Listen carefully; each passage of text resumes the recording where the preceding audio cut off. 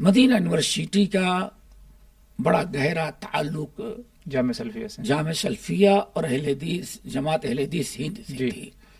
جامع سلفیہ جامع اسلامیہ کی 5 رکنی کمیٹی جو قائم ہوئی تھی بنیاد شاہ سعود کے زمانے میں، تو اس کے ایک ممبر علامہ وحید السما صاحب حیدرآبادی تھے۔ جی ہاں، حیدرآبادی ہندوستانی، یہ کنوج کے تھے، کنوج کے تھے۔ پھر لکھنؤ میں ان کے باپ سنی بنے، شیعہ سے تعلق تھا ان لوگوں کا۔ پھر اس کے بعد حیدرآباد گئے تو خود بھی گئے، چھوٹے بھائی بدی الزما بھی گئے، ان کا بھانجا سید عبداللہ بھی گئے، تو یہ 3 عالم گئے تو اس وقت جو کمیٹی بنی تھی 5 رکنی کمیٹی، اس میں ایک ان کا بھی نام تھا۔ اور بڑی تفصیل ہے، اور اللہ نصاب تعلیم جب مقرر ہو رہا تھا جامع مناج کیا ہوگا تو جامع اسلامیہ کا، تو اس کمیٹی میں علامہ عبدالجلیل سامرودی رحمۃ اللہ علیہ بھی تھے۔ تو ہمارے یہاں شعراء جو تھے مدینے کی تعریف میں اہل بدعت بھی تھے، دوسرے بھی عقیدے کی تو کوئی پختگی ہوتی نہیں تھی، تو اشعار پڑھتے تھے، دکھا دے یا الہی وہ مدینہ کیسے بستی ہے جہاں پر رات دن مولا تیری رحمت برستی ہے۔ تو بچپن سے یعنی سمجھے کہ جیسے کچھ سوجھ بوجھ آئی تو ان کا پڑھتا ہوا سن کر کے ہم جہاں رہتے تھے کہ گنگناتے رہتے تھے بچپن ہی سے، اور خواہش تھی مدینہ جائیں ہم بس۔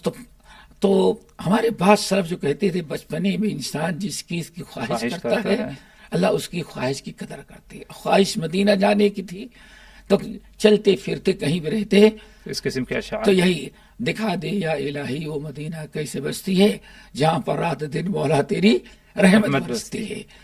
اور دوسری چیز کیا، حدیث سے محبت کیسے پیدا ہوئی، اس کی ایک بہت بڑی وجہ یہ ہوئی، والد مرحوم تھے ہمارے، حدیث کے یاد کرنے، حدیث جب خطبہ دینا شروع کیا گاؤں میں یہ تقریر کرنا، تو اسے عام لوگوں کی طرح بیان کرتا ہے اللہ کے رسول نے حدیث شریف میں فرمایا ہے، یعنی بغیر عربی عبارت کے۔ ایک دن والد صاحب خطبہ سنے، گھر جانے کے بعد مجھ کو پکڑا، وہ بٹھایا، کہا بیٹے تم تو کر جاتے ہو لیکن ہم ہیں سننے والے۔ ایک ان عالم اگر حدیث کہتا اللہ کے رسول نے فرمایا ایسے ترجمہ سنا دیتا ہے تو اس کا اثر کچھ کم ہوتا ہے، لیکن جب حدیث عربی میں پڑھ کر کے پھر اس کا ترجمہ کرتا ہے تو ہم سننے والوں کو دل پر اثر زیادہ ہوتا ہے۔ سبحان اللہ۔ یہ والد صاحب کی یہ نصیحت ہمارے لیے بڑی کامیاب، اس کے بعد سے حدیث یاد کرنے کا اہتمام ہونے لگا۔ اور مدینہ منورہ میں اس وقت کئی کلیات تھے، کلیت القرآن، کلیت الحدیث، اور اسی طرح جو ہے کلیت الشریعہ، کلیت اللغہ۔ تو کیا کوئی خاص وجہ بنی یا کہ پہلے سے اپنی کچھ خواہش تھی کہ کلیت الحدیث ہی میں ہم داخل؟ نہیں، اس وقت کلیت الحدیث یا کلیت اصول الدعوہ کچھ تصور نہیں تھا۔ اچھا، کوئی اس کے بعد مدینہ یونیورسٹی۔ اچھا، لیکن زہران ایئرپورٹ پر جب اترے تو وہاں ایک حادثہ پیش آیا ہمارے ساتھ، تو شیخ ربی رحمۃ اللہ علیہ کے درس حدیث اس چیز پر خاص توجہ ہوئی، اور طلبہ کو اگر شائقین تھے تو ان کو ایک رہنمائی ملی کہ حدیث کا متن سمجھنے کے پہلے سند کے روات کا بھی علم ہونا چاہیے۔ تو کچھ قاری خلیل الرحمن تھے فیضان میں، تو ان کے ہاں تجوید پڑھتے تھے ہم لوگ، ہم تینوں بھائیوں کی ابتدائی تجوید ہے، قاری صاحب ہم اور چھوٹے بھائی مخصوص، سب کی تجوید جو ہے وہ قاری خلیل الرحمن صاحب فیضان سے، تو کم سے کم شین سین صاد ثا میں ہم لوگ فرق کرتے تھے، مخارج درست ہو گئے تھے۔ بسم اللہ الرحمن الرحیم، الحمد للہ رب العالمین، والصلاة والسلام علی رسولہ الکریم، اما بعد۔ محترم ناظرین، السلام علیکم ورحمۃ اللہ وبرکاتہ۔ آج کی اس نشست اور آج کی اس ملاقات میں ہماری گفتگو فضیلت الشیخ ظفر الحسن مدنی حفظہ اللہ کے ساتھ ان کی جامعہ اسلامیہ مدینہ منورہ کا جو تعلیمی سفر رہا، اس موضوع پر کیا ہے ہماری گفتگو ہوگی۔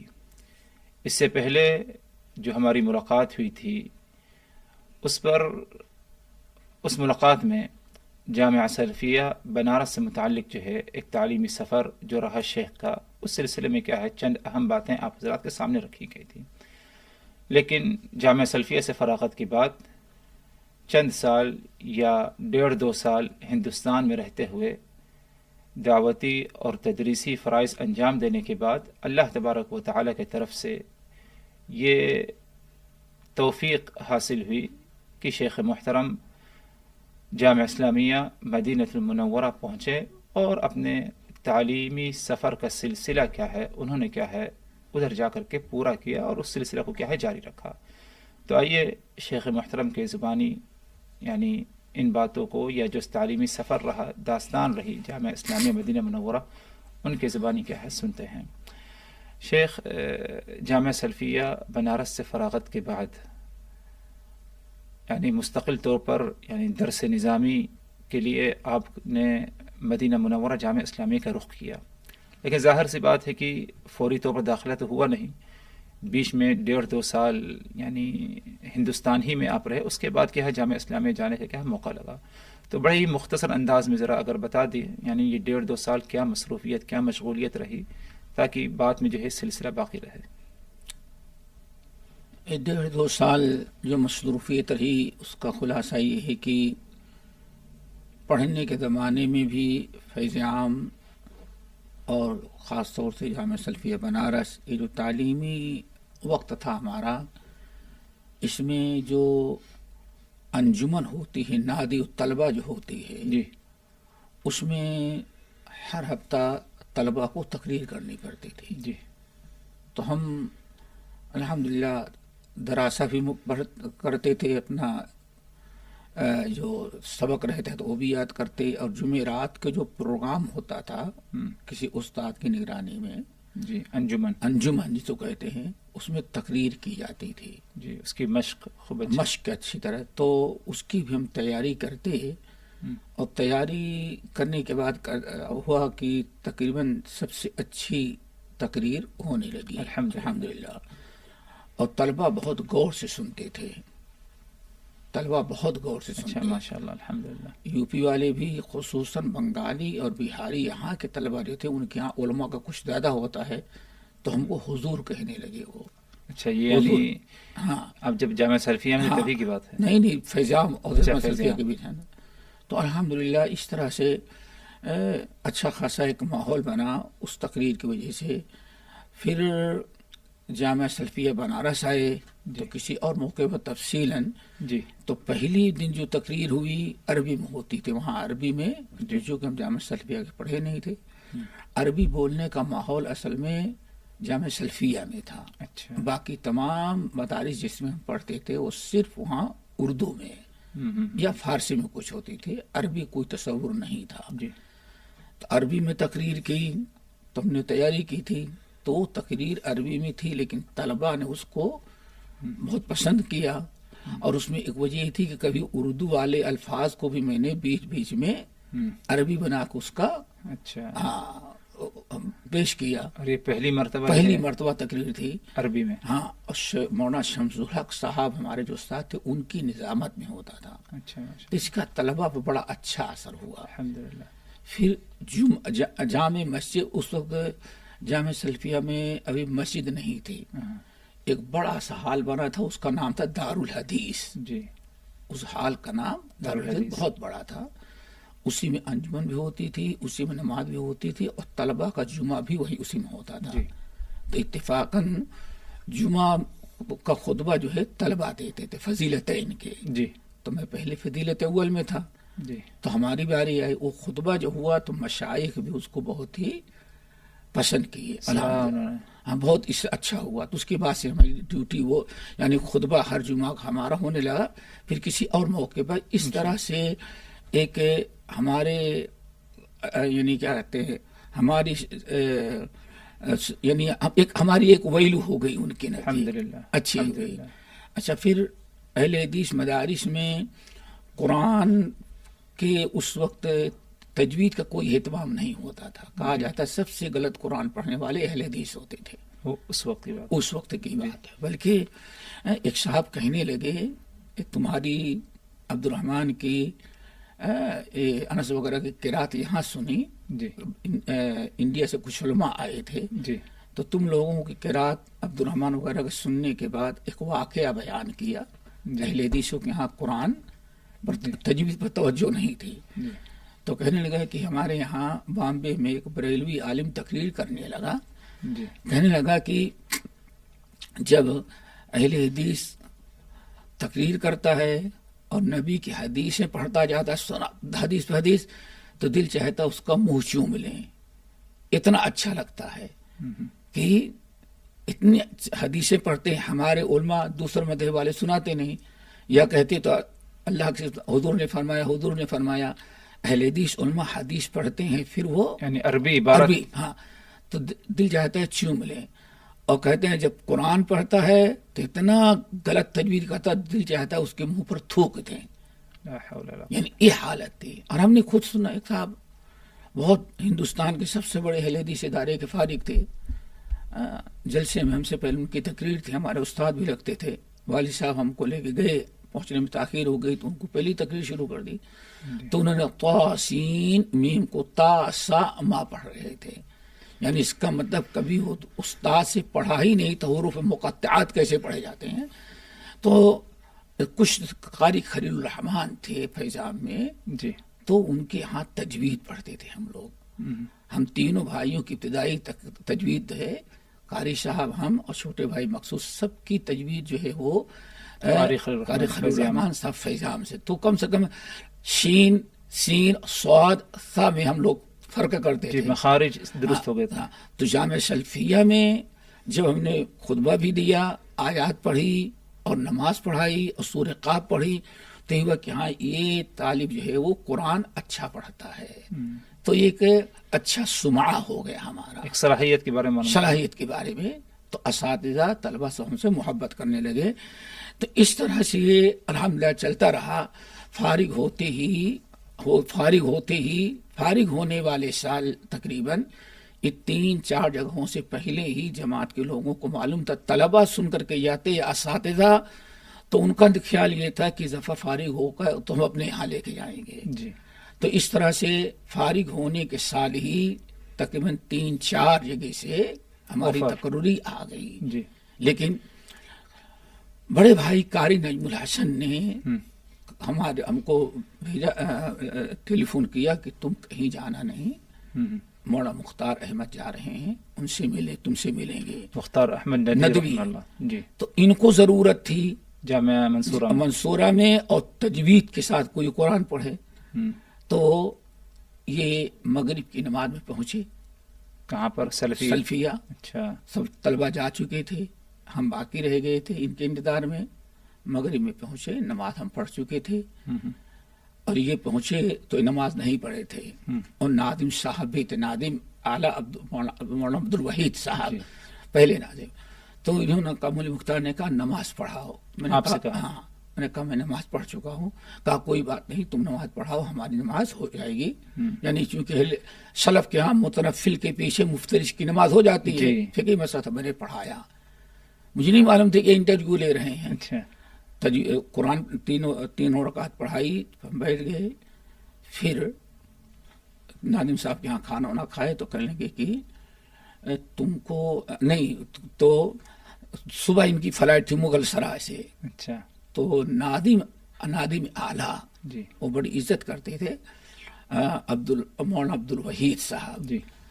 उन्होंने कहा कि मौलाना जफर देखो, रात को 3 बजे गाड़ी आएगी हमारी, उनकी अपनी, उस वक्त हिंदुस्तान में सबसे बड़ी गाड़ी एम्बेसडर समझी जाती थी और राजा मिनिस्टरों के पास होती थी। तो आएगी और मौलाना मुख्तार को वहां पहुंचाना, मुगल सराय छोड़ के आना जी। मौलाना मुख्तार ने तजवीज़ पेश की थी। तो गाड़ी आई, हम बैठे और मौलाना मुख्तार साहब भी बैठे। जब बनारस से गाड़ी मुगल सराय की तरफ जाने लगी तो आधे रास्ते में बताया, कहा कि शव्वाल की फला तारीख को तुम आ जाना। कहाँ पर? हाँ, मालेगांव आ जाना जी। मैंने कहा क्यों?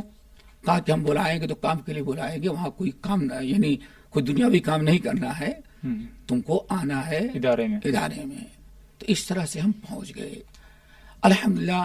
تو اس طرح سے 2.5-3 سال 2-2.5 سال ہے، اس میں بہت سارے واقعات پیش آئے، اس کا موقع نہیں ہے. اور پھر وہیں سے ہمارے مدینہ جانے کا ذریعہ کا وقت آ گیا. اچھا، یعنی منصورہ میں رہتے ہیں. منصورہ سے نادیڑ چلے گئے تھے. نادیڑ میں جو تھے اس وقت ہمیں منظوری آ گئی، تو ہم اس طرح سے پہنچے. یعنی یوں کہا جا سکتا ہے کہ منصورہ کی تأسیس جو ہوئی ہے، یعنی اسی کی انشاءاللہ اس کے لیے کوئی مستقل وقت چاہیے. انشاءاللہ دیکھیں گے تاریخی چیز ہے. منصورہ کی تاسیس جس وقت مولانا مختار صاحب نے ٹھان لیا کہ ہاں ہمیں بنانا ہے، تو جگہ کی ضرورت تھی. جگہ کہاں؟ چونکہ گولڈن نگر جو تھا یہ اس وقت کا سمجھے منطقہ صناعیہ تھا، انڈسٹریل ایریا تھا، جہاں ایسے چھپرے ڈال دیے گئے 2-4 کمرے. اس مدرسہ محمدیہ تھا. اچھا اچھا. تو اب وہاں اتنی بڑی جگہ نہیں تھی کہ بڑا ادارہ قائم ہو. جی. تو مغرب کے بعد مولانا خلیل شیخ تھے، مولانا مختار آئے تو ان سے کہا کہ ہمیں ایک بڑی زمین دیں، چونکہ ہم ایک بڑا مدرسہ بنائیں گے. اور مدرسے کے صدر مولانا یہ تھے مختار صاحب، مدرسے محمدیہ کے منصورہ کے گولڈن نگر کے. اور ساری ذمہ داری جو ہوتی تھی اخراجات وغیرہ کی دیکھ بھال خلیل سے پہلے تھے، جو مولانا مختار بعد میں آئے. اور وہ ادارہ تقریباً 25 سال پہلے سے چل رہا تھا. پہلے شہر میں تھا مسجد کے اندر، پھر مسجد کے سے وہاں لے گئے تو مدرسہ چل رہا تھا. تو مولانا مختار صاحب نے کہا کہ ایسا ہم چاہتے ہیں ایسا ادارہ بنائے، جگہ چاہیے. تو مالے گاؤں سے جب انسان منماڑ کے لیے نکلتا ہے، جو بڑی سٹی ہے، ہندوستان کا مشہور جنکشن ہے، تو مالے گاؤں سے جیسے موسم ندی کا پل پار ہو، پھر اس کے بعد گرنا ندی آتی ہے. گرنا ندی جیسے پار ہوں گے تو وہاں سے لے کر کے خلیل شیخ نے بہت بڑی ایک زمین پہلے سے خریدی تھی کھیتی کی. اور اسی میں پھر بھینسوں کا طویلہ بھی بنایا تھا. بہت بڑی جگہ تھی، کئی ایکڑ پر. ایک گندم کی کھیتی تھی اور بھینسوں کا طویلہ تھا، اور آج کس طرح فارم ہاؤس جیسے تھا وہ مہمان خانہ. اور بالکل فصل تیار تھی، 15 دن میں شاید پک جاتی. تو خلیل شیخ نے کہا کہ ہاں یہ لے لیا. تو اس وقت ہمیں اچھی طرح سے یاد ہے، خلیل شیخ ہم کو مانتے بہت تھے، خطبہ وغیرہ سن کر کے. تو امبیسڈر گاڑی پر جانے لگے تو مولانا مختار بیٹھے، خلیل شیخ بیٹھے، اور ہم کو بھی بیٹھا لیا. حالانکہ مدرس تھے اس وقت، کسی کو نہیں، ہم کو بھی ساتھ لیا. تو ٹارچ لے کر کے مغرب اور عشاء کے درمیان اس جگہ پہنچے. ایسی فصلیں لگی ہوئی تھیں. کسان کے لیے اس سے بڑی نعمت کیا ہو سکتی ہے کہ فصل 15 دن میں پک جائے. تو مولانا مختار نے کہا یہ زمین، خلیل شیخ نے کہا یہ زمین ہے، آپ اس کو لے لیں. تو مولانا مختار نے کہا کہ ابھی تو فصل ہے. کہا نہیں، یہ دین کا کام ہے، اگر آپ راضی ہیں تو ہم تاخیر نہیں کریں، اسی وقت کی فصل پر بلڈوزر چلا کر کے ہم ٹریکٹر چلا کر کے ختم کر دیں گے. تو اس شخص نے، اللہ اس کو جزائے خیر دے، فصل کا انتظار نہیں کیا، پوری فصل پر ٹریکٹر چلا کر کے زمین دوز کر دیا. بھینسوں کو دوسری جگہ منتقل کر کے طویلہ سمیت ان کو دے دیا. تو اس پروگرام میں بھی جب تھے الحمدللہ، جو افتتاحی کانفرنس تھی اس میں ہم کو بھی موقع ملا تھا الحمدللہ. تو اس طرح سے وہ بہت اچھا وقت تھا. لیکن اللہ رب العالمین اس کا نعم البدل ہمیں دیا جو مدینہ یونیورسٹی میں داخلہ ہو گیا. الحمدللہ. تو پہلے سے کوئی پلاننگ تھی، کوشش تھی جامعہ سلفیہ سے فراغت کے بعد مدینہ کی طرف رخ کرنے کا؟ الحمدللہ جامعہ سلفیہ جانے کا کہ جو کئی مقاصد تھے، ان میں ایک مقصد یہ بھی تھا، کیونکہ سب سے زیادہ طلبہ جامعہ سلفیہ ہی سے ہندوستان سے مدینہ یونیورسٹی جاتے تھے. مدینہ یونیورسٹی کا بڑا گہرا تعلق جامع سلفیہ سے؟ جامع سلفیہ اور اہل حدیث جماعت اہل حدیث ہند سے جی. تھی. جامع سلفیہ جامع اسلامیہ کی 5 رکنی کمیٹی جو قائم ہوئی تھی جی بنیاد شاہ سعود کے زمانے میں، جی. تو اس کے ایک ممبر علامہ وحید السما صاحب حیدرآبادی تھے. اللہ جی. ہاں حیدرآبادی ہندوستانی. یہ قنوج کے تھے، قنوج کے، اصل قنوج کے تھے. قنوج کے تھے. پھر لکھنؤ میں ان کے باپ پہلے سنی بنے، شیعہ سے تعلق تھا ان لوگوں کا. پھر اس کے بعد حیدرآباد گئے تو خود بھی گئے، چھوٹے بھائی بدی الزما بھی گئے، ان کا بھانجا سید عبداللہ بھی گئے. تو یہ 3 عالم گئے. تو اس وقت جو کمیٹی بنی تھی 5 رکنی کمیٹی، اس میں ایک ان کا بھی نام تھا. اور بڑی تفصیل ہے. اور اللہ نصاب تعلیم جب مقرر ہو رہا تھا جامع مناج کیا ہوگا تو جامع اسلامیہ کا، تو اس کمیٹی میں علامہ عبدالجلیل سامرودی رحمۃ اللہ علیہ بھی تھے. سبحان اللہ. یہ سب لوگ تھے. تو اس لیے جامع سلفیہ مدینہ جانے کا ایک شوق اور جذبہ بہت پہلے سے تھا. جامع سلفیہ جانے کا مقصد یہ تھا، ایک تو اعلیٰ تعلیم ہوگی، دوسرے وہاں اچھے نمبرات آئیں گے تو مدینہ یونیورسٹی چلے جائیں گے. اور سب سے بڑی چیز یہ کہ ہمارے بعض سلف کہتے تھے کہ بچپنے میں انسان جو اچھی تمنا کرتا ہے اللہ اس کی تمنا کی بھی قدر کرتے ہیں. الحمدللہ. یہ سب سے بڑی چیز تھی. تو ہمارے یہاں شعراء جو تھے مدینے کی تعریف میں، اہل بدعت بھی تھے، دوسرے بھی، عقیدے کی تو کوئی پختگی ہوتی نہیں تھی، تو اشعار پڑھتے تھے. دکھا دے یا الہی وہ مدینہ کیسے بستی ہے جہاں پر رات دن مولا تیری رحمت برستی ہے. اللہ. تو بچپن سے یعنی سمجھے کہ جیسے کچھ سوجھ بوجھ آئی تو ان کا پڑھتا ہوا سن کر کے ہم جہاں رہتے تھے کہ گنگنات رہتے تھے بچپن ہی سے. اور ایک خواہش تھی مدینہ جائیں ہم بس. تو ہمارے بعض سلف جو کہتے تھے بچپنے میں انسان جس کی اس کی خواہش کرتا ہے اللہ اس کی خواہش کی قدر کرتے. خواہش مدینہ جانے کی تھی تو چلتے پھرتے کہیں بھی رہتے اس قسم کے اشعار. تو یہی دکھا دے یا الہی وہ مدینہ کیسے بستی ہے جہاں پر رات دن مولا تیری رحمت برستی ہے. بس یہ برابر بظاہر کوئی شرکیہ کفریہ اشعار تو نہیں تھا، تو اس کو برابر ایسے پڑھتے رہتے تھے. تو ہو سکتا ہے اللہ رب العالمین نے اس خواہش کی تمنا پوری کی اور اس طرح سے جامع سلفیہ سبب بن گیا. دنیاوی اسباب میں سے جامع سلفیہ کی 2 سالہ تعلیم وہی سبب بن گئی. جی کیا کچھ کارروائی رہی یعنی جامعہ اسلامیہ پہنچنے؟ کیا جامعہ سلفیہ میں کچھ انٹرویو ہوا یا ادھر سے فراغت کے بعد اپنی ذاتی کوئی کوشش رہی؟ کوئی کوشش نہیں تھی. وہاں جامعہ سلفیہ کی سرٹیفکیٹ ہی کافی ہوتی تھی. اچھا. ہاں وہاں معادلہ تھا، کوئی انٹرویو نہیں لیتا تھا. یعنی ادھر سے فراغت کے بعد اپنے سے کوشش کرو. اب نہیں، بس کچھ جامعہ ہی کرتا رہا. اچھا جامعہ اپنے سے بھی نہیں کرنے کی ضرورت پڑتی تھی. جامعہ کی سفارش رہتی تھی. جامعہ سے فارغ ہونا وہ نمبر ہوتا تھا. اس طرح کے نمبر ہیں جی، نمبر ہیں جی. تو نمبرات وغیرہ جو بھی ہو رہتا تھا وہ اس حساب سے جو کوٹا متعین تھا جامعہ سلفیہ خود نام پیش کر دیتا اور وہاں سے منظوری اور موافقہ دلی ایمبیسی میں آتی تھی. سعودی سفارت خانہ جو سفارت خانہ وہاں ہوتے تھے تو وہ رابطہ کرتے تھے جامعہ سلفیہ. جامعہ سلفیہ طلبہ سے رابطہ کرتا تھا. تو جامعہ سلفیہ اس طرح سے وہاں پڑھنے کا مقصد جو بہت سارا کئی تھے ان میں ایک یہ بھی تھا کہ اس کے ذریعے اللہ تعالیٰ شاید مدینہ یونیورسٹی تک پہنچا دے. اس لیے 2 سال تو آپ کو اس بات کی خبر تھی کہ ہاں میرا نامزد ہو چکا ہے؟ نہیں، پہلے نہیں تھی. چونکہ امید تو کبھی تھی لیکن مایوس ہو چکے تھے کہ اللہ تعالیٰ کوئی راستہ نکالے. اچھا. اس میں مایوسی کی وجہ کیا تھی کہ جس سال ہم فارغ ہوئے اور چھٹی تھی، آئے تھے، گھر میں تھے، پتا چل گیا کہ جوہیمان کا حادثہ پیش آ گیا. اچھا، جوہیمان کا جو حادثہ پیش آ گیا.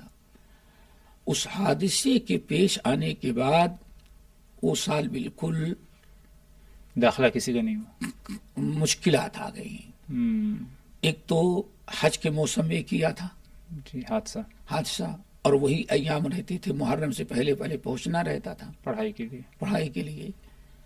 تو جب حادثہ پیش آیا تو اس میں جیسے جانتے ہیں کہ کچھ مشائخ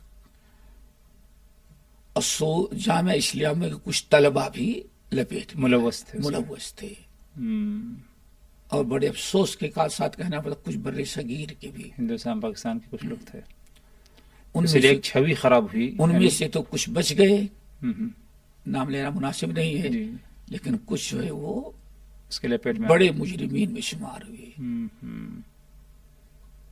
اس کی وجہ سے یہ بالکل معاملہ روک گیا اور کوئی جواب نہیں، تو اس سے اندازہ لگتا تھا شاید کہ وہ سلسلہ منقطع ہو جائے گا۔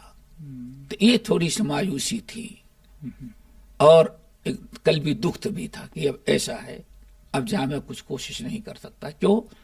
جب وہاں سے ایسے حادثات اور اس میں طلبہ اور مشائخ بھی ملوث ہو گئے ہیں، اور افسوس کے ساتھ کہنا پڑتا تھا مشائخ بھی جو تھے فکری طور پر تو کچھ اور راستہ اختیار کر چکے تھے، لیکن ظاہری طور پر وہ اہل حدیث سمجھے جاتے تھے۔ اللہ، جیسے آج جی سمجھ ہمارے ہاں اہل حدیث ہونے کے معیار سینے پر ہاتھ اور رفع الیدین اور آمین زور سے بولے، چاہے فکر کچھ بھی ہو، کچھ بھی ہو، خوارج کی فکر، وہ خوارج تھے، جی، تو اس کی وجہ سے شبیہ خراب ہو گئی، مایوس ہو کر کے بیٹھ گئے۔ جی ظاہر سے لیکن جی بس ایسے ہی تھا۔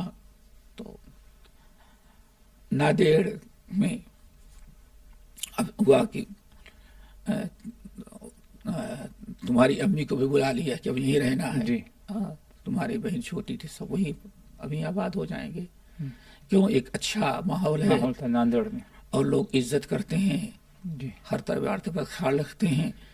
اسی اسنا میں ہم کو نائب امیر بنا دیا گیا ناندیڑ میں، نادیڑ میں صوبے جمعیت اہل حدیث صوبے مہاراشٹر کا امیر مولانا مختار تھے، وہ نائب امیر ہم کو بنا دیا۔ جی، تو اس طرح سے ذمہ داریاں بھی بڑھتی گئیں۔ تو ایک مرتبہ ایسے ہی تقریباً 1.5 سال گزر گئے تھے، تبلیغی دورے پر نائب امیر ہونے کی وجہ سے ہم کو جانا پڑتا تھا۔ میں مراٹھواڑہ میں تھا، اچھا، ادھر کولہاپور اکولا آکوٹ کی طرف، اچھا، یہ اورنگ آباد مہاراشٹر میں۔ تو جمعے کا پروگرام کر کے رات کو نکلے، جی، وہاں پروگرام کر کے رات میں نکلے، صبح نکلے، تو ہمیں کچھ نہیں پتا تھا، بس سے آنا جانا پڑتا تھا۔ جی، بس سے جیسے اترے bus stop Nanded bus stop, وہاں سے صرف سائیکل رکشہ ہوتا، اس وقت آٹو رکشہ نہیں تھا۔ جی، آئے سیدھے آتے ہوئے مسجد کے پہلے مارکیٹ پڑتی تھی، جی، جس مسجد میں ہم رہتے تھے، جی، پہلے رکے، جیسے ٹرن ہوتے تھے جی، مسجد کے لیے تقریباً ½ کلومیٹر کا بالکل قریب آنا تھا، بیٹھے رہتے، دیکھا تو ہمارے چھوٹے بھائی شیخ مقصود کھڑے ہوئے ہیں۔ اچھا، ان کا چہرہ بتا رہا تھا کہ کوئی خوشی لے کے آئے، جی، وہ کھڑے تھے۔ تو حاجی عبدالستار تھے، جی، جہاں چاچا ہمارے چھوٹے بھائی آ کر کے وہی ہمارے قیام وغیرہ کا انتظام کرتے تھے، وہی تھے۔ وہ بھی خوب موٹے گھٹے، وہ بھی ہنستے ہوئے کھڑے ہوئے ہیں۔ سوچ بھی نہیں سکتا کہ ہمارے چھوٹے بھائی کھڑے آئے ہوں گے۔ فون ان کا کوئی رابطہ ہی نہیں تھا، موبائل ٹیلی فون وہی ہوتا تھا، جی، تو نہ گاؤں میں تھا نہ بھائی کے پاس تھا، نہ آپ کے پاس کوئی موبائل، کوئی بھائی۔ تو جیسے اترے رکشا روکو اور سیٹ روک لیا۔ جیسے روکا میرے تو پاؤں تلے زمین گر گئی، آخر اچانک بھائی کیسے آ گئے بغیر کسی اطلاع کے؟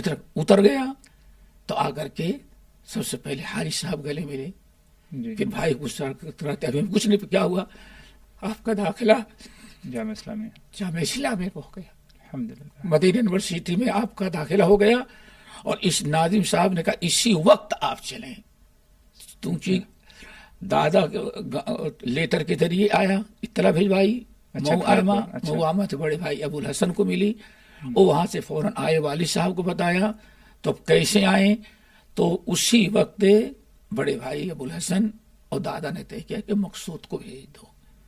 तो छोटे भाई नांदेड़ फौरन की तरफ। आए नांदेड़ और कहा इसी वक्त, मेरे ख्याल से दोपहर का वक्त रहा होगा, उसी में सारा इत्तेफाक करने से कि तुम्हारी वालदा और क्या कहते हैं बहन सब लोग गांव में थे, गाँव में थे। हाँ वहां नहीं थे, वरना निकलने मुश्किल होती, जी। अकेले थे, तो वहीं से निकले। तो यहीं से मदीना इस तरह से हुआ और फौरन पहुंच करके वालिद वालदा से मुलाकात की बड़े भाई से और फौरन बनारस गए। जी, जामे सल्फिया। हाँ जामे सल्फिया, वहाँ सबसे पहले पासपोर्ट जल्दी, पासपोर्ट भी नहीं था, अच्छा, उसका पासपोर्ट पासपोर्ट नहीं नहीं, हाँ, पासपोर्ट जल्दी, लेकिन जल्दी जल्दी हो जाता था, पासपोर्ट बनाए, पासपोर्ट भी आ गया वहीं। साथियों ने जो साथी थे इंतजार, मेहनत चूंकि गिरोह था जाने का, जी। फौरन किए और पासपोर्ट तैयार हो जाने के बाद सीधे आप लोग दिल्ली जाएं। अच्छा, दिल्ली आना पड़ा। दिल्ली एम्बेसी में जाकर के जी। वीजा लेना है, फिर वहीं से टिकट वगैरह का इंतजाम। तो पहले से कोई खबर नहीं थी, एक ख्वाहिश थी, लेकिन जुहैमान का जो हादसा हुआ इससे थोड़ी से ना उम्मीद हो गई थी, लेकिन अल्हम्दुलिल्लाह फिर अल्लाह ताला को मंजूर था, इसलिए तकरीबन 1.5-2 साल हम लोग पीछे रह गए। तो मायूसी और यानी थोड़ी सी उम्मीद थी, वरना मायूसी हो चुकी थी, अब हम लोग मदीना नहीं जा सके थे, लेकिन हम अल्हम्दुलिल्लाह अल्लाह ताला फिर ने हम तमाम साथियों को भेज दिया। अल्हम्दुलिल्लाह। यानी मुख्तसरन चंद साथियों की अगर जिक्र कर दें जो उसी ग्रुप में आप लोग थे, यानी जाने के लिए मदीना मुनव्वरा। उसी में हमारे साथ किफ़ायतुल्लाह थे। अच्छा, किफ़ायतुल्लाह प्रतापगढ़ के थे, अच्छा, कोयत में हैं। डॉक्टर अब्दुल रहमान परेवावी के भांजे हैं। अच्छा। हमारे बहुत साथी जो कि पासपोर्ट वगैरह पहले से बनवा रखे थे, वो तो दिल्ली से निकल चुके थे, और हम ये 2-4 आदमी रह गए थे, जिसमें एक ये थे। तो दिल्ली से में आए तो 2-4 आदमी और मिल गए साथी, तो हुआ कि चलेंगे, लेकिन फ्लाइट का मसला होता था, तो फ्लाइट में भी वहां से आगे पीछे हो गए। अच्छा, एक साथ फ्लाइट? नहीं, हम गए फ्लाइट से, तो फ्लाइट पर जाने के बाद हमने वहाँ ज़हरान एयरपोर्ट, अच्छा, मदीने की कोई फ्लाइट नहीं थी नहीं थी डायरेक्ट, तो ज़हरान एयरपोर्ट पर हमें तो मालूम अंदाजा था कि उतर के पहुंच जाएंगे। पता चला कि तो ज़हरान मदीने की अलग फ्लाइट, दाखिली भी जाना पड़ेगा, वहाँ इंटरनेशनल और डोमेस्टिक को खारिजी और दाखिली कहते हैं जी। वहाँ गए तो पता चला कि तो कल सुबह है, तो वहीं रात गुजार रहे थे, रात गुजारे और फिर ज़हरान में वो भी मसला था, सर्दी का मौसम था, कैसे गुजारें, उस वक्त एयरपोर्ट पर ऐसे इंतजाम भी नहीं होते थे जी।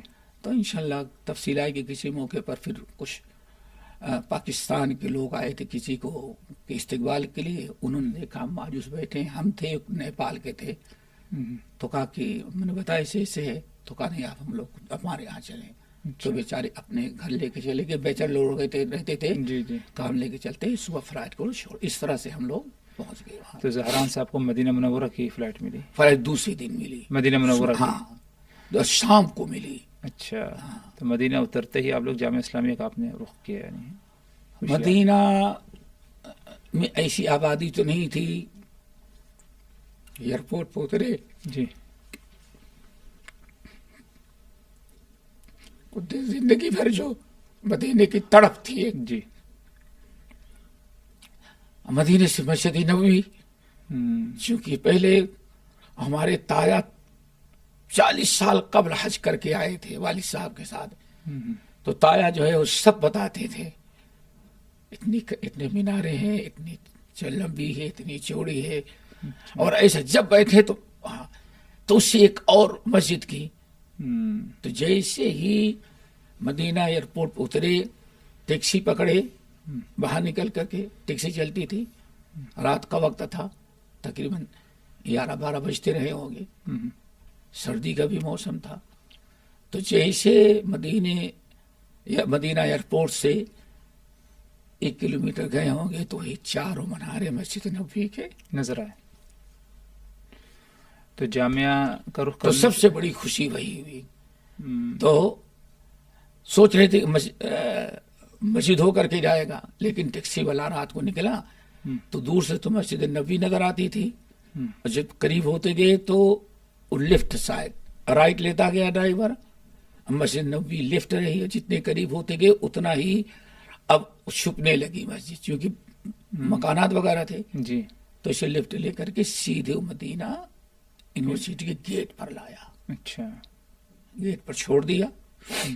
अब कहाँ जाएं, तो गेट मैन तो बताया कि वो हॉस्टल है। वो रात का वक्त था। रात का वक्त था, अब कहीं नहीं, सर्दी के मौसम था, तो चले जा रहे थे तो हॉस्टल एक मिला, मदीना के हाँ, महाजाबा जिसको कहते थे जी, यूनिवर्सिटी में। वो तो वहां नीचे मिला कि हम, तुमने बताया कि हम अभी नए आए हुए हैं, हमसे पहले शेख अब्दुल बारी 1 साल पहले पहुंच गए, बारी फतहुल्लाह, हाँ, और अब्दुल मतीन उनका साला पीछे रह गया था, हमारे ग्रुप में रह गया था। अच्छा, हाँ, तो वो पहले पहुंच चुका था। अच्छा अच्छा, अच्छा, तो रात को कहाँ जाएं, ऊपर गए, जैसे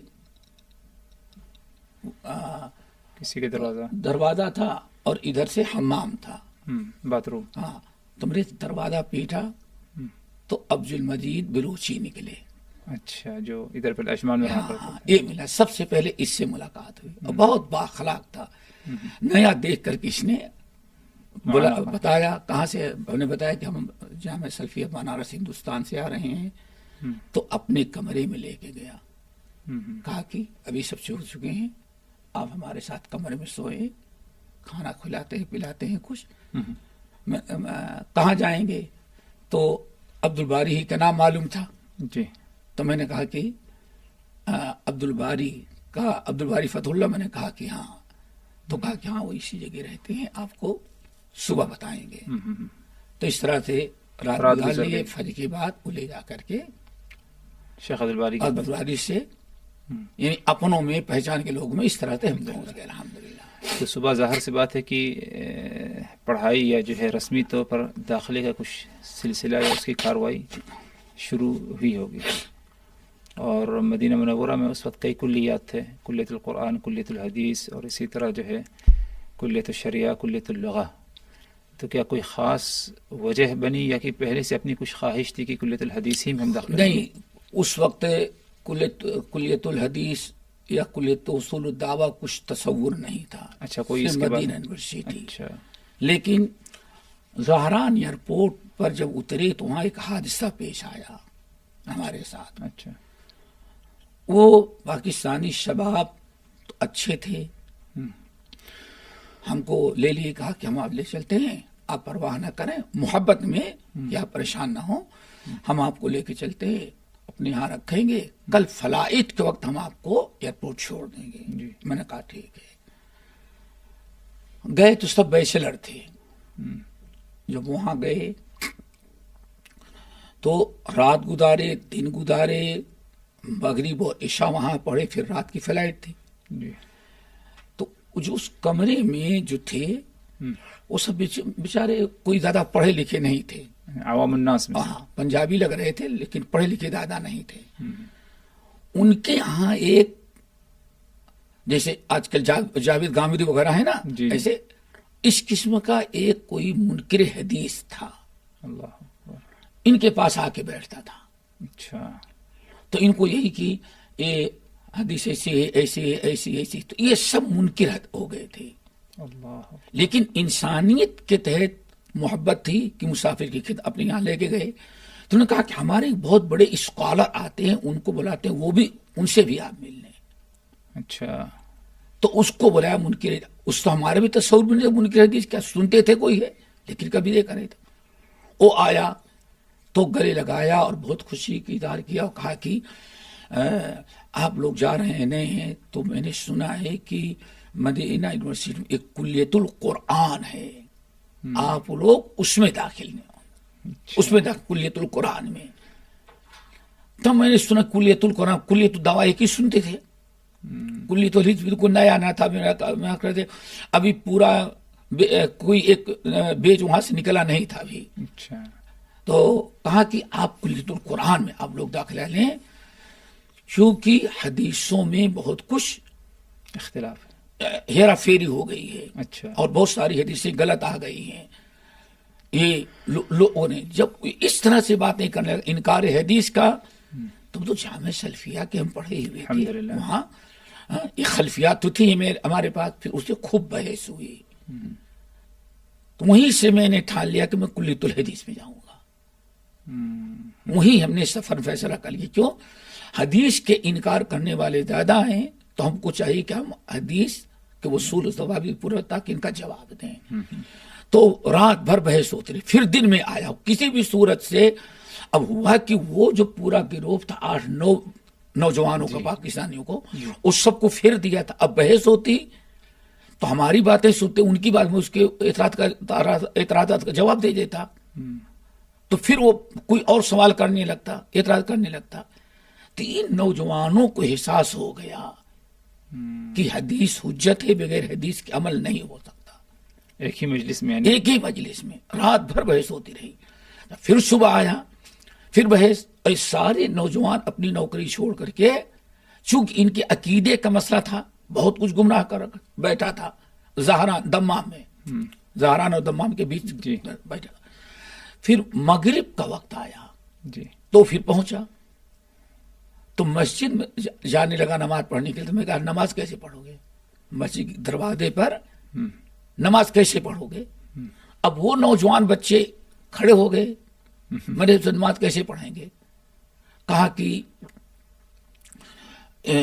تکبیر تحریمہ کریں گے اور نماز ایک رکعت قرات کریں گے، پھر رکوع کریں گے. میں نے کہا 2 سجدہ کیوں کرو گے؟ قرآن میں کہیں ہے؟ تم بتاؤ مغرب کی نماز قرآن سے پڑھ کے دکھاؤ. اب مسجد کے گیٹ پر وہ سارے 4-5 اکٹھا، دوسرے جو اردو بحث ہوتی وہ اور اردو والے اکٹھا ہو گئے. اب وہ بیچ میں کھڑا. میں نے کہا تم ابھی مغرب کی نماز پڑھ کے دکھاؤ اور حدیث سے ثابت کرو، قرآن سے ثابت کرو کہ ایک رکعت میں ایک رکوع ہے، رکوع پہلے سجدہ بعد میں، سجدہ 2 ہوگا. تم بتاؤ اس کو ثابت. اب وہ لاجواب ہوا. اب وہ جواب نہیں دے پا رہا تھا. کہاں سے 2 سجدہ ثابت کرے، 2 رکوع ثابت کرے؟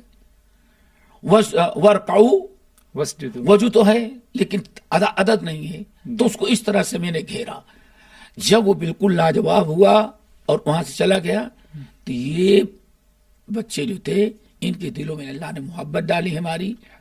خوب ضیافت کی، کھلائے پلائے، اور کہنے لگے کہ بہت شکر ہے، اس نے ہم لوگوں کو تو اتنا جہنم میں ڈھکیلتا تھا، اتنا ہم کو گمراہ کر رکھا تھا. حدیث نبوی کا جو ہے اگر آپ نہ آئے ہوتے اور آپ ایئرپورٹ سے نہ ملتے ہم لوگوں کو، تو ہم لوگ تو جہنم میں پہنچا دیتا. تو یہ اس طرح سے الحمدللہ یہاں بحث ہو چکی تھی. تو یہیں سے میں نے ٹھان لیا کہ نہیں، کلیت الحدیث میں جا کر حدیث کے بارے میں مزید معلومات ہونی چاہیے. تو الحمدللہ صبح تقریباً ناشتہ وغیرہ کے بعد شیخ عبدالباری فتح اللہ آئے، چونکہ ان کے مہمان ہو گئے تھے. یہ ہم کو لیے اور پھر لے کر کے غالباً شیخ عبدالباری کو تخصص کلیت الحدیث. ہاں ہم سے پہلے داخل ہو چکے تھے. تو کہنے کہ کس کلیے میں داخل؟ میں نے کہا کلیت الحدیث میں. کہاں نہیں، اسی میں سب سے اچھا ہے. ان کو نہیں پتا کہ ہمارے ساتھ ایسے ایسے حادثہ ہوا ہے. اچھا، پھر جب آفس میں داخل ہوئے، شیخ عبدالباری لے کے گئے. چونکہ کیا زبان نہیں، زبان نہیں، اس کو کیا ایک انٹرویو ہوتا ہے، چھوٹا سا انٹرویو ہوتا ہے. ہاں، وہاں مسئول جو ہے مدیر ایک اندازہ لگاتا ہے کہ طلبہ کی فکر کیا ہے اور مستویٰ کیا ہے. وہاں گئے، ہم کو لے کے گئے. تو عبدالباری کہ کس کل میں کلیت الحدیث میں جاؤں. کہا نہیں، ہم بھی کہتے ہیں کلیت الحدیث میں چلے. کلیت الحدیث میں طلبہ کم جاتے تھے. وجہ کیا ہے؟ صلی اللہ لوگوں کی ہدایت دے. یہیں سے پتہ چلتا نہیں تو زیادہ کلیت الدعوہ اور کلیت الشرعیہ. اچھا، کلیت الدعوہ کلیت الشرعیہ میں اس میں وجہ کیا ہے؟ اب لوگوں کی نیت تھی رزق اللہ. تو ہمارے سارے ساتھی جو گئے تھے ہمارے ساتھ، ہمارا بھی جامع سلفیت، ان میں اکثر جو ہے وہ کلیت الدعوہ یا کلیت الشرعیہ. میں کلیت الحدیث میں جانے لگا تو ہم کو روکنے لگے. وجہ کیا ہے؟ یہی ہوتا ہے کہ جو سلف کہتے تھے نا کہ منازل العلم ہے، جی کہتے تھے کان یقال، عبداللہ ابن مبارک رحمۃ اللہ علیہ کہتے تھے کان یقال، ہمارے سلف کہتے تھے تابعین طبع تابعین جی کہ اب علم کے منازل ہیں، جی اولها النیہ ثم الاستماع ثم الحفظ ثم العمل فہم ثم العمل ثم النشر. جی کہتے تھے علم ایک عالم بنی کے 6 مراتب ہیں. تو سب سے پہلے نیت تھی.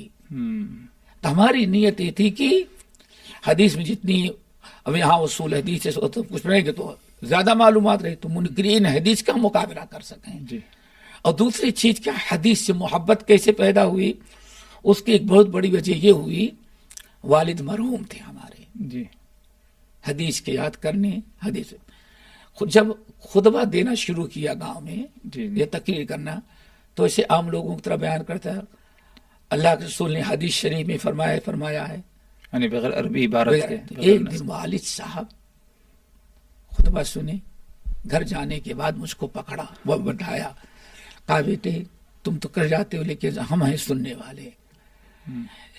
ایک ان عالم اگر حدیث کہتا ہے اللہ کے رسول نے فرمایا ایسے ترجمہ سنا دیتا ہے تو اس کا اثر کچھ کم ہوتا ہے، لیکن جب حدیث عربی میں پڑھ کر کے پھر اس کا ترجمہ کرتا ہے تو ہم سننے والوں کو دل پر اثر زیادہ ہوتا ہے.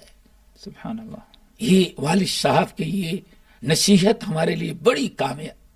تو اس کے بعد سے حدیث یاد کرنے کا حدیث اہتمام کو. ہونے لگا. اچھا تو اس لیے ہم نے سوچا اللہ راضی کے ہم حدیث پڑھیں گے. جی ہمارے ساتھیوں نے کیا کہا کلیت الدعوہ و کلیت الشریعہ نہیں، کلیت الشریعہ میں پڑھتے ہیں تو نوکری جلدی مل جاتی ہے. کلیت الشریعہ تخصص جی قاضی وغیرہ بنے جلدی مل جاتی ہے نوکری. یا کلیت الدعوہ اگر وہاں سے پڑھیں گے تو ابتعاث جلدی ہو جاتا ہے، سعودیہ گورنمنٹ ہمیں کہیں داعی اور مبلغ بنا کر کے بھیج. یہ دونوں مقصد تھا. کلیت الحدیث کا کوئی وزن نہیں ہے ان کی نگاہ میں، یعنی ان کی نگاہ میں، لیکن میں نے کہا نہیں میں کلیت الحدیث ہی میں جاؤں گا. اللہ تعالیٰ نے ایسا کہ جتنے لوگوں کی نیتیں تھیں ان میں سے کوئی کامیاب نہیں ہوا. ہماری نیت اچھی تھی، اللہ نے ہم کو الگ راستہ دیا. الحمدللہ. تو وہاں جیسے داخل ہوا تو جو آفس میں مدیر بیٹھا ہوا تھا جی تو سلام کیا تو شیخ عبدالباری نے بتایا کہ طالب جدید جا من الہند.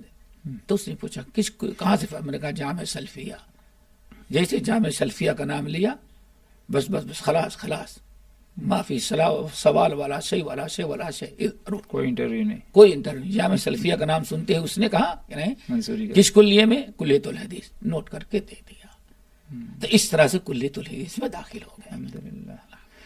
کلیت الحدیث میں ظاہر سی بات ہے کہ ایک تدریسی جو ماحول رہا ہوگا، چاہے پڑھانے کا اساتذہ کا یا پڑھنے کا، مختلف رہا ہوگا جامعہ سلفیہ سے یا عموماً ہندوستان سے. پورے ہندوستان کیا پوری دنیا سے نمایاں تھا.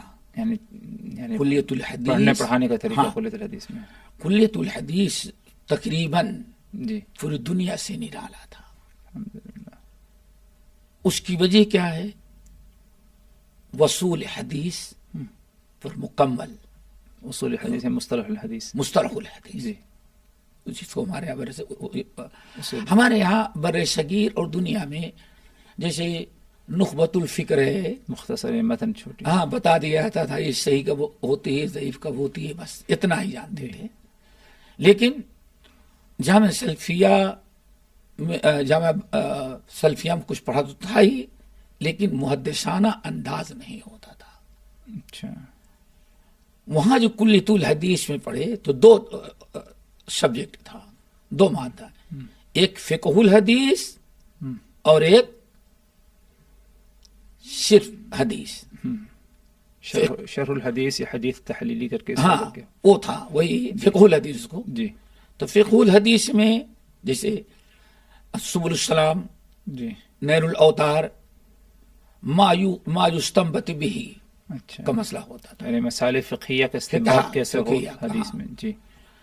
لیکن جو حدیث اور وصول حدیث ہوتی تھی ایک بالکل ممتاز اور نرالا تھا. شیخ عمر فلاطہ رحمہ اللہ وصول حدیث پڑھاتے تھے. اچھا.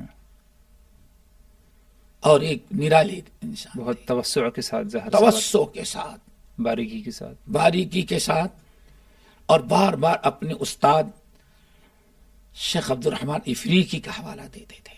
عبد الرحمن افریقی. ہاں ہاں، یہ مسجد نبوی کے مدرس تھے، استاد العلماء، اور بڑے بڑے لوگ ہیں، تو ان کا حوالہ دیتے تھے. اور یہ ان کے پاس جو سند تھی ہندوستانی اہل حدیثوں کی بھی تھی. اچھا، عمر فلاطہ. ہاں. اچھا. ان کے پاس جو اجازہ حدیثیہ تھا جسے ملا تھا، تو اس میں مولانا ثناء اللہ امرتسری شیخ الشیوخ تھے. اچھا، ماشاء اللہ. ایک تو یہ وصول حدیث پڑھاتے، جی. تو بڑے مؤثر انداز میں. جی. اسی طرح سے شیخ عبد القادر سندھی رحمۃ اللہ علیہ تھے. اچھا. یہ اصل میں سندھ کے تھے، لیکن وہاں کے مستوطن تھے، وہ جی. سعودی ہو گئے تھے. یہ بھی الحمدللہ تدریب راوی وغیرہ پڑھائیں تو بہت ہی شرح و بسط کے ساتھ پڑھاتے تھے. یہاں مصطلح الحدیث کتاب کے ساتھ مالہ وما علیہ کے ساتھ ایک چیز تو یہ ملی، یعنی نظری، عملی، تطبیقی، سب اعتبار سے جی، تفصیل کے ساتھ جی، مالہ وما علیہ. جی. نمبر 2 جو تھا حدیث، جی. حدیث پڑھانے کا سلسلہ بالکل ہندوستان سے الگ تھا. اچھا. ہندوستان میں یا بر صغیر میں پوری دنیا میں جو حدیث پڑھائی جاتی تھی، طلبہ حدیث پڑھ ڈالے، جی. پھر وہی متن سے پر ایک تو مایوخس یا مایوستنبت ہوتا، کیا مسائل نکلتے ہیں، اور مخالفین پر ردود تفصیل کے ساتھ ہوتا. اچھا. جس امام کا قول یا جس شخص کا قول اس حدیث کے خلاف ہو، اس پر ردود تفصیل کے ساتھ ہوتا. یہ 2 چیزیں ہوتی تھی بس. لیکن وہاں جب پہنچا تو فقہ الحدیث لوگ پڑھاتے تھے عام، مصطلح الحدیث یہ دونوں پڑھائے، علامہ عبد القادر سندھی اور شیخ عمر فلاطہ رحمہ اللہ. حدیث جو تھی وہ شیخ ربی کے پاس تھی. اچھا. شیخ ربی آپ کے ساتھ ہیں؟ ہاں. الحمدللہ. یہ بہت بڑی نعمت تھی. ہمارے سلف کہتے تھے، بہت سارے اہل علم نقل کیا، ایک بڑی عجیب بات ہے ہمارے طلبۃ العلم کے لیے. کہتے ہیں کہ حافظ ابن حجر، ان کے استاد حافظ عبد الرحیم عراقی کے بعد جتنے شراح احادیث ہیں، کبھی انہوں نے سند پر کوئی گفتگو نہیں کی. اچھا. راوی پر صحیح ہے، ضعیف ہے، ایک کوئی بات ہے، راوی پر کوئی گفتگو نہیں کی تھی. کہتے ہیں ابن حجر خاتمۃ المحدثین اس لیے کہے گئے. اچھا. ابن حجر اور ان کے استاد حافظ عبد الرحیم عراقی، وہ تو استاد تھے، شاگرد تھے. ان کے بعد جتنے شارحین حدیث آتے، ہاں کسی حدیث کی صحت اور ضعف پر اگر مخالف ہے تو اس پر تو بڑی گفتگو ہوتی تھی. لیکن سند کے اندر 5 راوی آئے ہیں تو سند پر کوئی گفتگو نہیں، صرف متن پر اور مخالفین کے ردود پر. کہتے ہیں لیکن صدیوں کے بعد امام شوکانی پیدا ہوئے ہیں جنہوں نے نیل الاوتار کے اندر باقاعدہ راویوں پر گفتگو کی.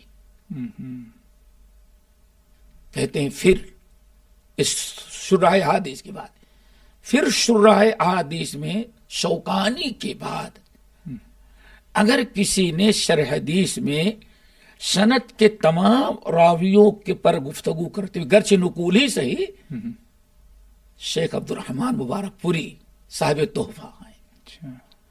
اس لیے تحفہ کے پہلے جتنی شروحات ہیں کسی میں اتنی تفسیر نہیں ملے گی.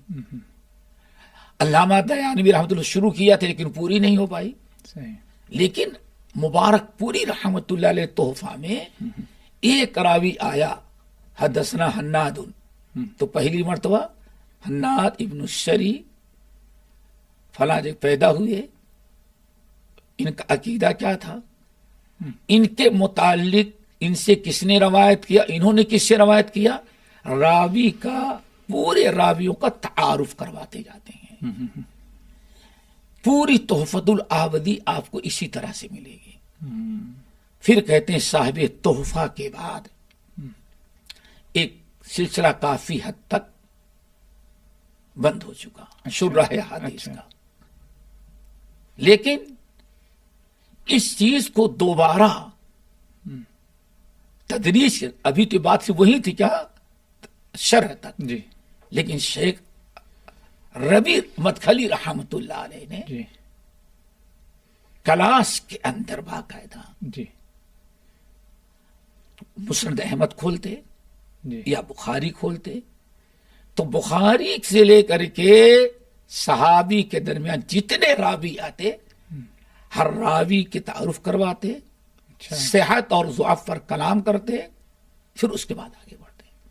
अच्छा, माशाअल्लाह। हाँ, तो ये चीज जो है लोगों को बड़ा कम एहसास है।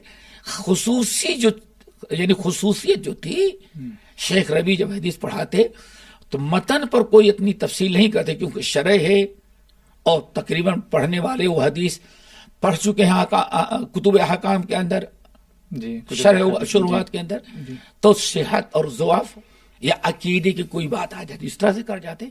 तो अल्लामा रबी मदखली रहमतुल्लाह अलैह को मैंने देखा, वो जब हदीस पढ़ाते थे तो हम लोगों के तलबा के अंदर एक हुआ कि हाँ, हदीस की शरह के साथ मतन, हदीस के मतन की शरह के साथ साथ रावियों पर गुफ्तगू करना ये भी जरूरी है, ताकि तलबा को तारुफ, तलबा को मुतारफ हो जाए कि यहाँ अब्दुल्ला बिन मुबारक कौन है, अहमद बिन हम्बल कौन है, हन्नाद इब्न शरी क्या है, अबू अवाना कौन है, जोहरी क्या है।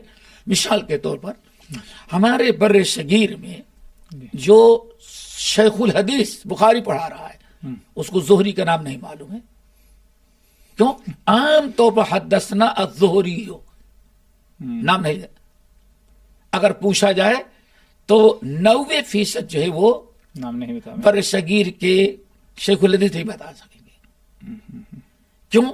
वहां रावियों पर कोई गुफ्तगू, हाँ इख्तलाफी मसला आ जाए तो वहां रावी जो ज़ईफ होगा उस पर गुफ्तगू की जाएगी। तो ये चीज वहां हमें मिली, एक रास्ता मिला कि हाँ बाकायदा सनद पर भी गुफ्तगू होनी चाहिए और रुवात का तारुफ होना चाहिए। तो शेख रबी रहमतुल्लाह अलैह के दर्स में, दर्स हदीस, इस चीज पर खास तवज्जो हुई। और तलबा को अगर शायकीन थे तो उनको एक रहनुमाई मिली कि हदीस का मतन समझने के पहले पहले सनद के रुवात का भी इल्म होना चाहिए। तो इस तरह से अल्हम्दुलिल्लाह उन्होंने एक नई चीज जो है तलबा को देनी शुरू की। वरना जैसे कि मैंने कहा, खुद मैंने बहुत सारे असातिज़ा को भी कहते हैं सुना कि ये चीज जो है बिल्कुल दुनिया से नापैद हो चुकी थी। इब्न हजर के बाद शौकानी के बाद मुबारकपुरी, और फिर उसके बाद दरसों में जितनी हमने दारुल उलूम के अंदर पढ़ा, फैजाम के अंदर पढ़ा, जामे सल्फिया के अंदर पढ़ा, रावी पर कभी कोई गुफ्तगू नहीं, सिर्फ मतन। यानी यूं कहा जा सकता है पहला मौका था आपके लिए हमारे लिए जहां बाकायदा के जरिए सनद पर के जिस दिरासत मतन होती वैसे ही दिरासत सनद भी ये होती थी। अल्हम्दुलिल्लाह ये किया है। अकीदे में अल्हम्दुलिल्लाह शेख सुहैमी थे हमारे, सुहैमी आमा जी, अल्हम्दुलिल्लाह अकीदे में बिल्कुल जी, अकीदा हमारे यहाँ कोई तवज्जो नहीं थी, लेकिन बाकायदा अकीदे पर किताब हो। और सबसे बड़ी खूबी हमारे जमाने में ये थी, उलूम शरइया, अल्लाह बस हिदायत दे, जितने मशाइख सऊदी थे जी, या जितने मशाइख बर्र सगीर के थे जी, पढ़ाने के लिए ये मुज़क्करात पर कभी भरोसा नहीं करते थे। असल किताब सुबुल सलाम फिक़हुल हदीस मुकर्रर थी जी, और नैल अवतार तो सुबुल सलाम जामे की तरफ से मिलती। जी, ये पूरे सुबुल सलाम को सामने रख करके पढ़ाते, ये है फिक़हुल हदीस। नैल अवतार कुल्ली एक तरफ से मिलते, हाँ इसको पढ़ो। लेकिन جو अधहरी मशाइख थे या और बाहर से आए हुए थे, वो कुछ नहीं, अपना एक मुज़क्करा लेकर के आते, किताब के बदल इस पर उसी मुज़क्करे को पढ़ के सुनाते, हाँ, और उसी पर बात खत्म हो जाती, किताब जो असल किताब मुकर्रर है उससे कुछ नहीं होता था। ये बड़ी चीज। लेकिन ये मशाइख जो थे, जैसे अकीदे में तदमुरिया पढ़ना है तो पूरी किताब सामने रखकर एक एक हर्फ की शरह करते हमारे मशाइख। शेख सुहैमी हालांकि आमा थे, जी, लेकिन कारी किरात करता हो पुराना अल्हम्दुलिल्लाह। पूरी अकीदा।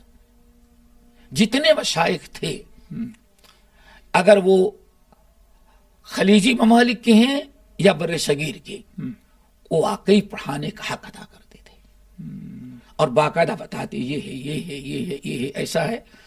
वरना ये मुज़क्किरे का जब रवाज हो गया तो उसे अपना मुज़क्करा तैयार करके आते और उसी को समझाते नहीं बल्कि उसी की किरात करते थे। तलबा चाहे नोट करें, सुने या ना सुने। हालत ये थी कि एक मरतबा हमारा उस्ताद, यही फर्क था, जी, जो जमीन पर बैठ करके मस्जिद में बैठ करके इल्म हासिल किए थे और जो अमानत समझते थे, जी, वो यही ऐसे ही पढ़ाते थे। लेकिन जो मुज़क्करा, तो एक दिन फिक़्ह हदीस का उस्ताद आया, पढ़ाने लगा, तो हमारी सीट ऐसे दाएं तरफ थी, जी, पहली लाइन या दूसरी लाइन में होती थी। जी, तो कहता, या शेख जफर फी माजबदूली अन सनआनी कद इख्तसर नैल अल-औतार लिशौकानी। मबले की इल्म लापरवाही कर देखें क्या मतलब। शेख साहब मालूम ये पढ़ रहा था, मालूम हमारा ख्याल ये है कि सुबुल सलाम सनआनी जो ने नैरुल अवतार का खुलासा पेश कर दिया। कितनी बड़ी। मैंने कहा या शेख असनआनी कान कबल मिअत सना मिन शौकानी, असनआनी अव्वलन काना व शौकानी आखिर बाद मिअत सना उलिदा। यानी उसको ये मुज़क्किरी का क्या कहें कि यानी मबलग़ इल्म, ये मबलग़ इल्म जो है कि यानी असल किताब शौकानी करार दे रहा है और उसका खुलासा है, जबकि मामला बरअक्स। और फिर अल बद्रु तमाम जो है ये मगरिबी रहमतुल्लाह अलैह थे, उन्होंने बुलूगुल मराम की शरह लिखी थी, उसका खुलासा, उसकी तलखीस सुबुल सलाम है, ना कि नूरुल अवतार की। यानी इतना नहीं उसको उनको ख्याल आ रहा है, ये मुज़क्करे में बड़ी बर्बादी हुई। लेकिन सऊदी मशाइख जो थे या बरसगीर के जितने मशाइख थे, वो असल जो किताब इल्ला ये कि वो मशाइख जिनकी तालीम वहां हुई हो, अजहर में, समझ गए ना। तो इसलिए ये बड़ा फर्क महसूस हुआ अल्हम्दुलिल्लाह। जो जी, दरासा था इसमें बड़ा जी, कोई ख़ास वाक़या यानी पेश आया जो कि बहुत असर किया हो आप पर, यानी मदीना मुनव्वरा की ज़िंदगी में? उसका देखिए, जी, वाक़या तो बहुत पेश आते हैं, लेकिन कोई एक अहम वाक़या हो जिसमें हमारे लिए इबरत हो, नाज़रीन के लिए वाक़या तो इबरत हो। ये एक बड़ा वाक़या पेश आया जो जामिया के बाहर था। जी, मदीना में जन्नतुल बकी, मस्जिद नबवी और उसके बाद वाला इलाका जो है बीच का, बड़ी घनी आबादी है। जी, वहां एक घर में आग लग गई, अल्लाह, अच्छा, बच्चे, बीवी, पूरा घर था। और वो शख्स नमाज पढ़ने के लिए मस्जिद नबवी में आया था। अच्छा, नमाज पढ़ा, दीनदार था, ये सऊदी जिनसिया अच्छा, लोकल था, अच्छा, सऊदी जिक्र अस्कार किया, बहुत दीनदार था। और घर जो था इतनी गली में था, जो सबसे बड़ी इबरतनाक गली में था कि वहां फायर वाले नहीं पहुंच सकते। पुरानी अब मुश्किल से 2 आदमी चाहे आग बुझाने के लिए गाड़ियां नहीं आ सकती, नहीं आ सकते। अब फायर वाले पहुंचे और पाइप बिछाना, वहां तक पहुंचते पहुंचते पूरे घर खत्म हो चुका, जल करके राख हो गए। अल्लाह, बीवी भी, बच्चे भी, बच्चे भी, कोई एक जानदार नहीं बचा। अल्लाह, ये बड़ा अजीब, यानी तौहीदी جس نے بہت کچھ سکھلایا اس وقت کسی نے، یہ شخص نماز پڑھ کر کے اطمینان کے ساتھ اذکار وظائف کے بعد جب گھر جانے لگا تو فائر والے کھڑے تھے اور پولیس کھڑی، صاحب مکان کے انتظار میں، صاحب مکان کے انتظار میں. اس جیسے آگے بڑھا، گلے میں گھسا، کہا کہ آپ کا، کہا کہ ہاں، کہا کہ انا للہ و انا، سب جل کر کے راکھ ہو گئے. اب تسلی دینے کے لیے لوگ وہاں کھڑے تھے پہلے سے کہ آدمی ہارٹ اٹیک نہ ہو جاؤ اس کو اتنا، لیکن توحید کچھ بھی ہو، اللہ پر اعتماد، اصل عربی جو ہیں ان کی کچھ توحید بہت مضبوط. ہم لوگ پڑھتے تھے یہ تیسیر العزیز الحمید، تو جیسے سب گھیرے اور سب لوگوں نے بتایا تو تعزیت اور تسلی دینے والے کھڑے تھے. اس نے کہا انا للہ و انا الیہ راجعون، اللہم اجرنی فی مصیبتی واخلف لی خیرا منہا. کہا ذا قدر اللہ وقضاؤہ نرضى بما قضى علینا بما قضى لنا. نہ چیخنا، نہ رونا، کچھ نہ پیٹنا. اس شخص کی یہ صبر اور سب دیکھ کر کے پولیس، جو مشائخ وہاں موجود تھے، وہ سب کے سب جو ہے وہ حیرت میں پڑ گئے. اور ہر آدمی دعا کرتا اللہ تعالیٰ یہی صبر اور راضی بقضا اللہ تعالیٰ ہم کو بھی نصیب فرمائے. آمین آمین. ایک تو بڑی چیز. اور ایک اور بڑا حادثہ جو ہمیشہ ایک یاد رکھنے کے لیے ہے، آج تک نہیں بھولا. ہمارے کلیے کے اندر ایک بہت بڑا حفل ختامی جو تھا، ہمارا نہیں، جو سالانہ جو ہوتا ہے، یعنی طلبا طلبا جو تخرج ہم سے پہلے والا بھی. جی بیچ. تو کلیت الحدیث کے جو عمارت تھی اس کے درمیان، جسے دو چار بلڈنگوں کے درمیان ہوتا ہے نا، وہ جی کیا ساحہ ہوتا ہے، جی اسی میں پروگرام تھا. جی. یہ بہت ہی، اس سے اندازہ لگتا ہے کہ ہمارے بر صغیر اور دوسروں کا کتنا فرق ہے. جی. تو وہاں حفل خطابی میں شیخ عبداللہ زاہد نائب الرئیس تھے، جی.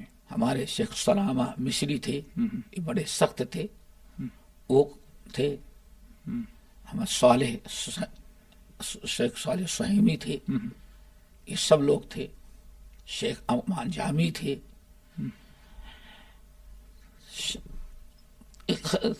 پروگرام ختم ہونے کے بعد کہا گیا کہ بھائی کسی کو تعلیق ہے، کسی کو کچھ اعتراض ہے یا اشکال ہے تو اس کو کیا کہتے ہیں، لکھا مفتوح. اچھا رقم ایک عام جو ہے گفتگو. تو دو ہاتھ اس میں ایک بڑا ہاتھ، ایک افغانی طالب نے جی لکھ کر کے دیا، افغانستان سے تھا، ہاں لکھ کر کے دیا کہ کلیت الحدیث میں بہت بڑا منکر یہ ہے کہ ابو حنیفہ کو گالیاں دیتے ہیں. اللہ اکبر. یہ یعنی 3-4 سال پڑھنے کے باوجود یہ گالیاں دیتے ہیں. یعنی اس کا اشارہ اساتذہ کی طرف. ہاں اساتذہ، وہی اساتذہ، بعد مشائخ امام ابو حنیفہ رحمۃ اللہ علیہ کو گالیاں دیتے ہیں. اب نائب الرئیس اب جو بھی سنے گا وہ کون استاد ہے، کیسے گالی، کیوں گالی دیتا ہے، تو بھڑک اٹھے. لیکن شیخ سلامہ جو مصری تھے، بہت ایک عالم تھے جو پاکا دیکھنے میں مصری نہیں معلوم پڑتے تھے، جی پھول داڑھی وہ اور شیخ صالح سہیمی وہیں کھڑے ہو گئے. اور نائب الرئیس کرو کا کہا شیخ آپ بیٹھیں. اتنی دیر تک آپ نے استاد کو اس کی باتیں اس کو لعنت ملامت کی. اس طالب علم سے کہیں کہ لکھ کر کے دے یا کھڑے ہو کر کے بتائے کہ کن الفاظ میں گالی دیتی ہے. ہم کلیت الحدیث کو پڑھاتے ہیں، ہم نے آج تک گالی نہیں دی. وہ نہیں، امام کو کون گالی دے گا؟ جی. وہ اس طالب کو چاہیے کہ کھڑا ہو اور لکھ کر کے دے کہ ہاں کس برا بلا کہا ہے، کن الفاظ میں گالی دی ہے، ورنہ مجلس برخاست نہیں ہوگی. اب یہ 2-3 اساتذہ ہمارے تھے کھڑے ہو گئے کہ یہ مجلس ختم نہیں ہوگی جب تک کہ وہ طالب یہ نہ بتائے کہ کن الفاظ میں گالی دیتے ہیں. اب نائب الرئیس خاموش. ادھر علی جامی امان جامی، ادھر شیخ سلامہ، ادھر شیخ سہیمی. اب تینوں اور چاروں افراد کھڑے ہو گئے. کہا کہ مجلس اٹھ ہی نہیں سکتی جب تک کہ وہ الفاظ نہ بتائے کہ کن الفاظ میں گالی دیتے ہیں. اب نائب الرئیس وہ بھی ٹھنڈے. جی آپ نے شکایت سنی اور آپ اتنی دیر تک بڑھ کے اس کو بلائیں. جب چاروں طرف سے مجبور ہوا تو طالب لکھ کر کے دیا مجبور کے. یہ کہتے ہیں کہ احد الحدیث استدل به الامام الشافعی ومالک وحمد بن حنبل وخالفه ابو حنیفہ وقوله غیر صحیح. یہ گالی سمجھ رہا ہے. بس کہا اب نائب الرئیس سر پکڑتے ہیں. کہا کہ بتائیں راجع مرجو یہ کہا گیا کہ ابو حنیفہ رحمۃ اللہ علیہ کا قول خطا ہے اور ثواب ان تینوں کے ساتھ ہے. یہ بھی کوئی گالی ہے؟ نائب الرئیس آپ بتائیں آپ کیا کہتے اس موقع پر؟ آپ یہ حدیث پڑھاتے تو کیا کہتے؟ کہتے میں بھی وہی کہتا جو آپ لوگ کہہ رہے.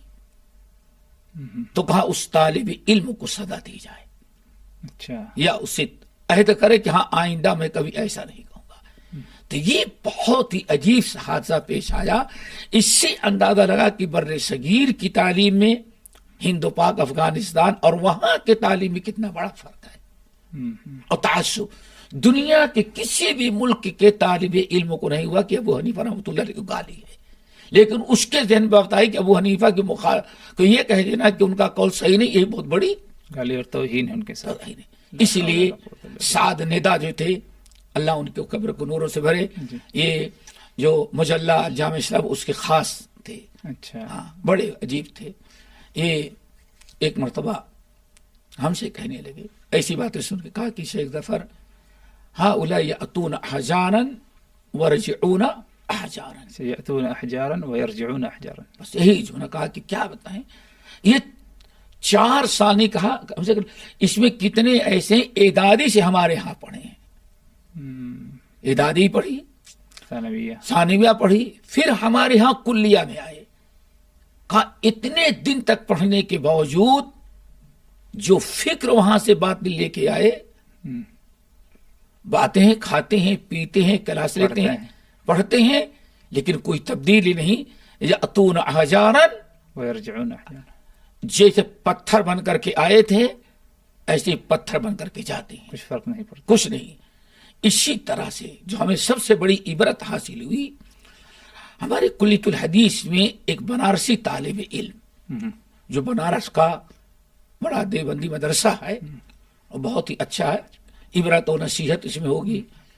اور جو بھی سن رہے ہیں وہ کوئی تنقید نہیں بتا رہا ہوں کہ انسان کیسے علمی طور پر.